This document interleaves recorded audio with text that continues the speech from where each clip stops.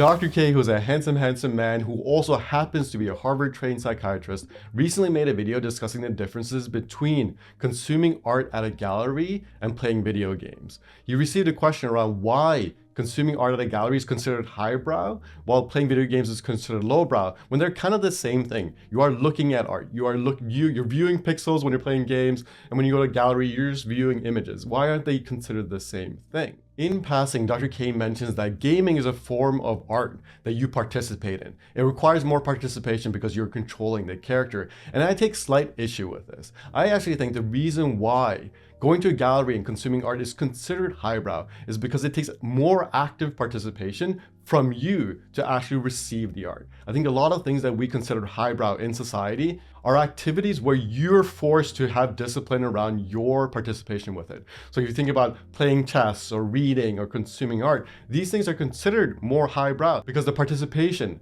comes from you, it comes from within. When you're playing a video game, you can almost do it passively. Yes, you are participating, but the dopamine rush that you get is very easy. There's a big difference between going to a gallery and watching art at a gallery versus sitting in front of your TV and playing video games, because the video games are so exciting that you don't really have to participate. It is hard to escape within art.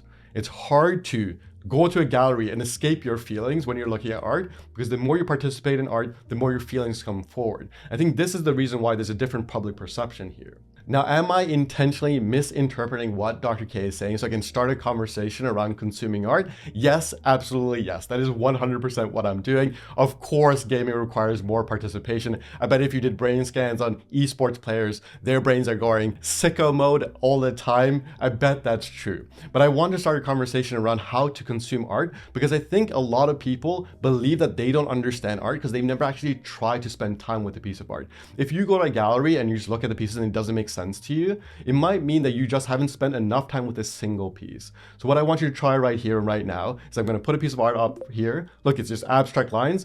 Try tracing the lines with your eyes and just pay very close attention to this piece for a couple of seconds. Just give it a shot right now. What you will notice is that you can sink deeply into a piece if you really give it the space and room to exist within your mind. It's very much like a meditation practice. And I think there's so many people that I talk to who feel like they don't understand art because they just look at it from the surface level. They think that there's a message that they need to decode intellectually instead of just being with the piece. Treat the piece of art that you're looking at right now like your friend that's just talking to you. You're just holding space for your friend to talk about whatever they're interested in, then just leave that room for the art piece and let those feelings flow in. This is how you participate with art. I think there is this resistance to consuming art nowadays because we do consider it highbrow, and I think that's wrong. I think the perception that art is highbrow doesn't make any sense to me, because artists are the lowest rung in society. Let's be real, we're broke, we are childish, so the idea that art is considered highbrow is really funny to me. But I think that we need to learn how to participate with art in a better, healthier way, because there's so much opportunity here to discover things about yourself. I don't think it's a coincidence that so many gamers love loading screens. Anytime I think about GTA, which I played way too many hours of, I think about the loading screens, because they were still enjoying the image, and it forced me to spend time with the image as things were loading. And I don't think that's a coincidence at all, because that stillness and sitting with your feelings is so fulfilling. So yes, Dr. K is right. Gaming does require more participation in terms of movement and activity. But I feel like there is an opportunity to participate deeply with art in a way that is healthy for you and is good for you. I'm not trying to pit gamers versus artists here, by the way. I think these categories are kind of dumb because most artists play video games and a lot of people who play video games enjoy art, and a lot of gaming is art. So I think these categories are stupid. This whole idea that certain things are highbrow and lowbrow, who cares? Because ultimately it's all about enjoying your life and actually experiencing fulfillment in your life. So this conversation is kind of null, but I just wanted to use this as an excuse to talk about participating in art, because I do think that this is something that a lot of people misunderstand. Even my beginner art students sometimes don't really understand that they have to spend multiple minutes with a single piece of art to even get started with appreciating the art. If you haven't stared at a piece of art for more than 10 minutes, you haven't even seen it yet. Especially if it's something that's detailed and there's, a lot of intention within the art. If you haven't spent 10 minutes with a piece of art, you really haven't even scratched the surface of what that art has to offer, especially if it's a great piece of art.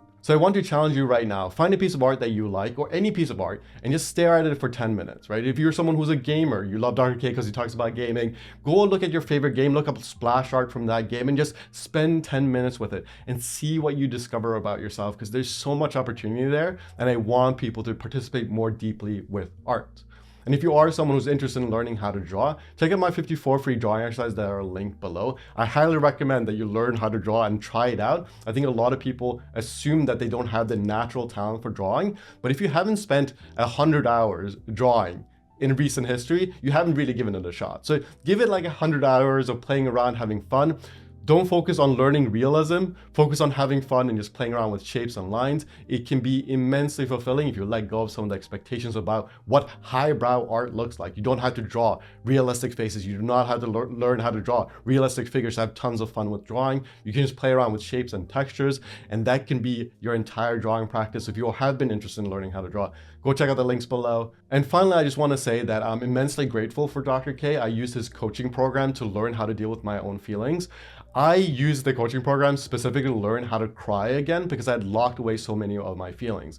My mid-20s, my early 20s, actually a huge portion of my life has been fraught with emotional challenges, and using Dr. K's coaching program helped me immensely, and I've recommended it to so many friends. I love what Dr. K does.